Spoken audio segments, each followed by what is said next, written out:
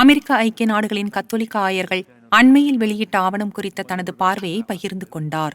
அந்த ஆவணத்தில் மக்களை கூட்டமாகவும் பாரபட்சமின்றியும் நாடு கடத்துவதற்கு ஆயர்கள் தங்கள் எதிர்ப்பை தெரிவித்துள்ளனர்.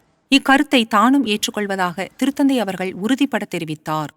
மக்களை மனிதாபிமானத்தோடும் அவர்களுக்குரிய கண்ணியத்தோடும் நடத்துவதற்கான வழிகளை நாம் தேட வேண்டும் என்று நான் கருதுகிறேன். அமெரிக்காவில் மக்கள் சட்டவிரோதமாக இருந்தால் அவர்களை வழிநடத்த நீதிமன்றங்களும் நீதி அமைப்புகளும் உள்ளன. அந்த அமைப்பில் பல சிக்கல்கள் உள்ளன என்று நான் நினைக்கிறேன்.